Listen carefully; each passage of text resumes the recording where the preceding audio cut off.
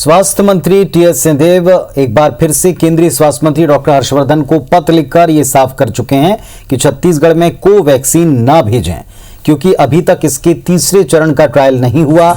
जब तक कोवैक्सीन के तीसरे चरण का ट्रायल नहीं पूरा होगा, तब तक छत्तीसगढ़ में कोवैक्सीन का इस्तेमाल नहीं किया जाएगा। इस्तेमाल नहीं होने से छत्तीसगढ़ में रखी कोवैक्सीन की 72,540 डोज खराब हो जाएंगी। स्वास्थ्य मंत्री ने 21 जनवरी को वैक्सीन ना भेजने को लेकर केंद्र सरकार को पत्र लिखा था। इसके बावजूद एक बार फिर 8 फरवरी को वैक्सीन की 37,760 डोज छत्तीसगढ़ में भेजी गई। छत्तीसगढ़ में भेजी गई कोवैक्सीन की एक्सपायरी डेट 8 मई तक है। बार बार पत्र लिखने के बावजूद केंद्र सरकार छत्तीसगढ़ को कोवैक्सीन की डोज ही भेज रही है। इसे गंभीरता से लेते हुए छत्तीसगढ़ के स्वास्थ्य मंत्री टीएस सिंहदेव ने केंद्रीय स्वास्थ्य मंत्री डॉक्टर हर्षवर्धन को एक बार फिर से पत्र लिखा है। कोवैक्सीन को लेकर बड़ी चिंताओं के मुद्दे पर IBS 24 ने भी प्रमुखता से मुद्दा उठाया था। और हमारे सहयोगी विनय वर्मा जुड़ रहे हैं हमारे साथ में। विनय, कोवैक्सीन को लेकर के लगातार संशय, सवाल और पत्र ये एक के बाद एक सामने आ रहे हैं। देखिए, छत्तीसगढ़ में 5 चरणों में 8,82,000 के पास में वैक्सीन यहाँ पे पहुँच चुकी है, जिसमें से 8,11,000 कोविशील्ड कंपनी की और करीबन 72,000 के पास में कोवैक्सीन की वैक्सीन है।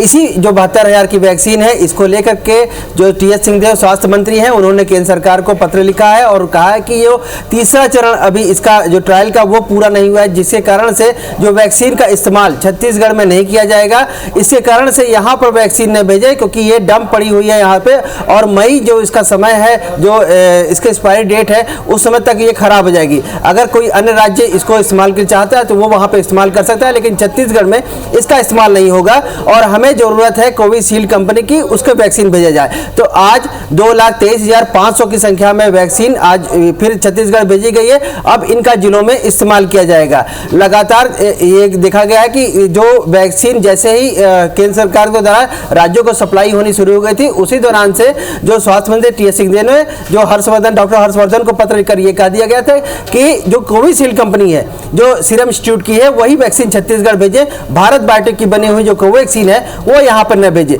तो अभी जो नई आज जो खेप पहुंची है 2,23,500 ये कोविशील्ड वैक्सीन है, और इसे अब जो जिलों को भेजा जाएगा जहाँ पर वहाँ पर उन्हें उसका उपयोग किया जाएगा।